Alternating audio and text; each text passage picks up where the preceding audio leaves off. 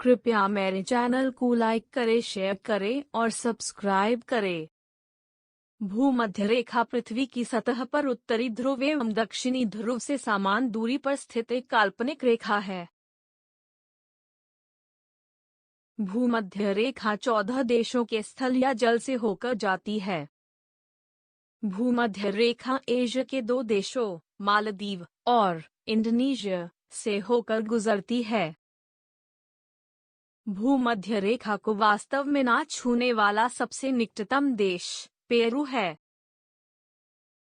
यह पृथ्वी को उत्तरी और दक्षिणी गोलार्ध में विभाजित करती है। पृथ्वी के केंद्र से सर्वाधिक दूरस्थ भूमध्य रेखीय उभार पर स्थित बिंदुओं को मिलाते हुए ग्लोब पर पश्चिम से पूर्व की ओर खींची गई काल्पनिक रेखा को भूमध्य या विषुवत रेखा कहते हैं। इस पर वर्ष भर दिन रात बराबर होते हैं, इसलिए इसे विषुवत रेखा भी कहते हैं। इस रेखा के उत्तरी ओर 23½ डिग्री में कर्क रेखा है व दक्षिणी ओर 23½ डिग्री में मकर रेखा है। भूमध्य रेखा का अक्षांश 0 होता है।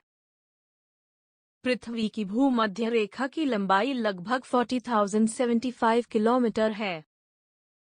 भूमध्य रेखा पृथ्वी की सतह पर खींचा गया महानतम घेरा है।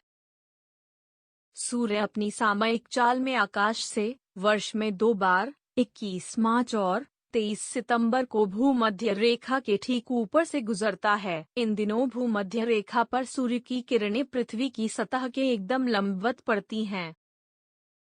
भूमध्य रेखा पर स्थित प्रदेशों में सूर्योदय और सूर्यास्त अपेक्षाकृत अधिक देर से होता है। ऐसे स्थानों पर वर्ष भर सैद्धांतिक रूप से 12 घंटों के दिन और रात होते हैं, जबकि भूमध्य रेखा के उत्तर और दक्षिण में दिन का समय मौसम के अनुसार बदलता रहता है।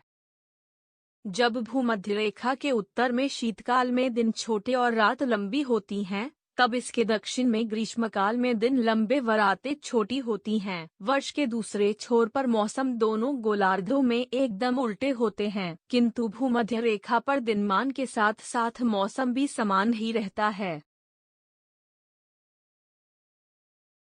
पृथ्वी भूमध्य रेखा पर थोड़ी से उभरी हुई है। इस रेखा पर पृथ्वी का व्यास ध्रुवों के बीच के व्यास से 42 किलोमीटर अधिक है। भूमध्य रेखा के आसपास के स्थान अंतरिक्ष केंद्र के लिए अच्छे हैं, जैसे गयाना अंतरिक्ष केंद्र, कोरोऊ, फ्रेंच गयाना, क्योंकि वह पृथ्वी के घूर्णन के कारण पहले से ही पृथ्वी पर किसी भी अन्य स्थान से अधिक गतिमान है और यह बढ़ी हुई गति अंतरिक्ष यान के प्रक्षेपण के लिए आवश्यक ईंधन की मात्रा को कम कर देती है। इस प्रभाव का उपयोग करने के लिए अंतरिक्ष यान को पूर्व दिशा में प्रक्षेपित किया जाना चाहिए।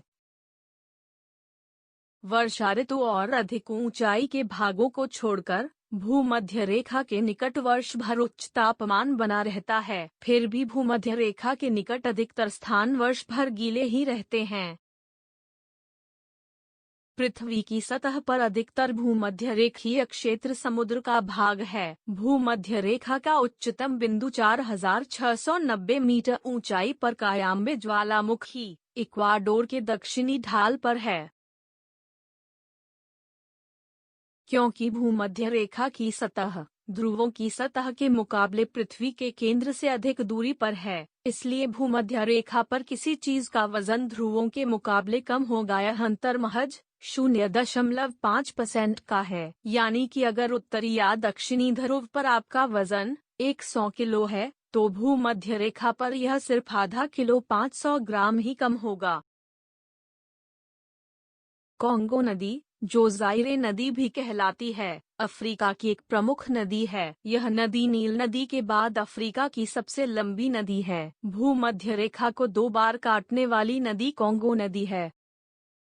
कृपया मेरे YouTube चैनल को सब्सक्राइब करें, लाइक करें, शेयर करें और कमेंट करें। मेरे चैनल को देखने के लिए धन्यवाद।